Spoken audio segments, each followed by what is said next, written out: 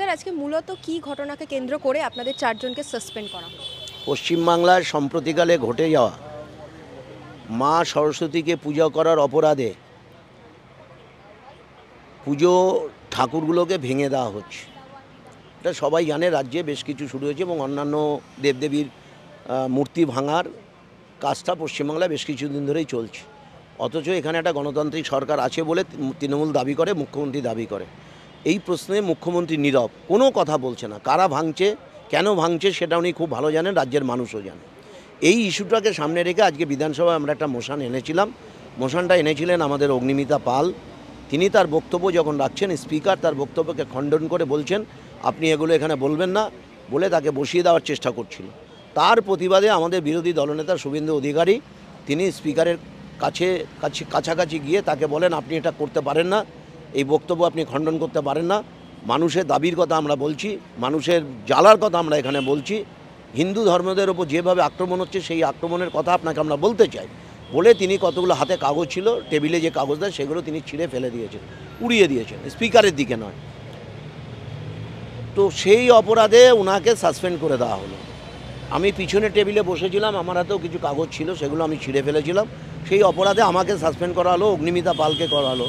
সবচেয়ে আশ্চর্য বিষয়, বিশ্বনাথ কারক একজন সুবক্তা, ভালো বক্তা, লজিক্যালি তিনি বিধানসভায় বলেন, তিনি আজকে বিধানসভা আসেননি, তাকে পর্যন্ত সাসপেন্ড করে দেওয়া হয়েছে এই চারজনের মধ্যে। অদ্ভুত ব্যাপার।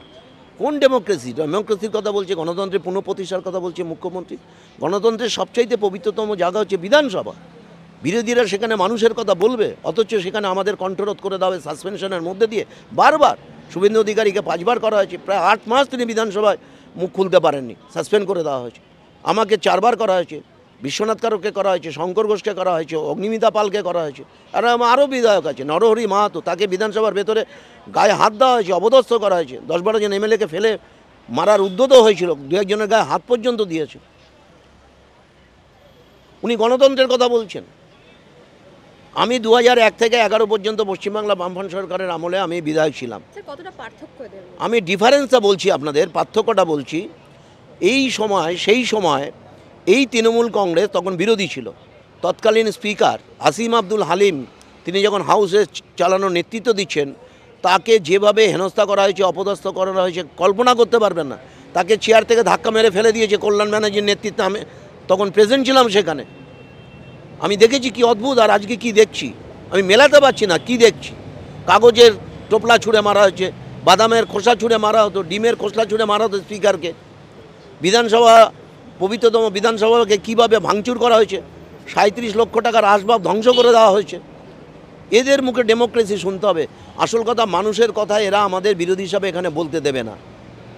যারাই অপোজিশন হবে তাদের কণ্ঠরোধ করো, গণতন্ত্রকে হত্যা করো, এই চলছে। তৃণমূল কংগ্রেস বলছেন যে মুখ্যমন্ত্রী এরকম যখন ঘটনা ঘটিয়েছিল তার বিরুদ্ধে শাস্তির ব্যবস্থা হয়েছে, আজকে এরকম ঘটনা ঘটা হয়েছে তাই নাকি এই শাস্তির ব্যবস্থা করা হয়েছে, সাসপেন্ড করে দেওয়া হয়েছে। মুখ্যমন্ত্রী যা করেছে আর আজকে যা করা হয়েছে সেটা কি এক বলতে পারবেন? স্পিকার ভেতরে বসে তিনি যা খুশি করতে পারেন। আজকে বলতে পারবেন তখন তৎকালীন স্পিকার তাদেরকে সাসপেন্ড করেছিলেন? তৎকালীন স্পিকার তখন কোনো ব্যবস্থা না নিয়ে বিধানসভা ভাঙা হয়েছিল। উনি বলেছিলেন কোনো ব্যবস্থা নাই, জনগণের দরবারে ছেড়ে দেওয়া হবে।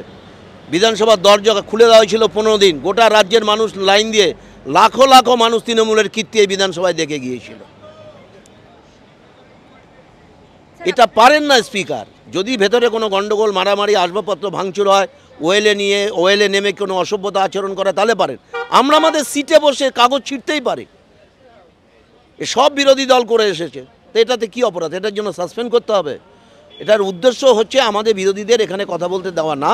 শুভেন্দু অধিকারী রাজ্যের মানুষের কথা যেভাবে লজিক্যালি এখানে বলবেন, মুখ্যমন্ত্রী হাউসে থাকবেন, তিনি এটা মানে শুনতে পারবেন না, সহ্য করতে পারবেন না।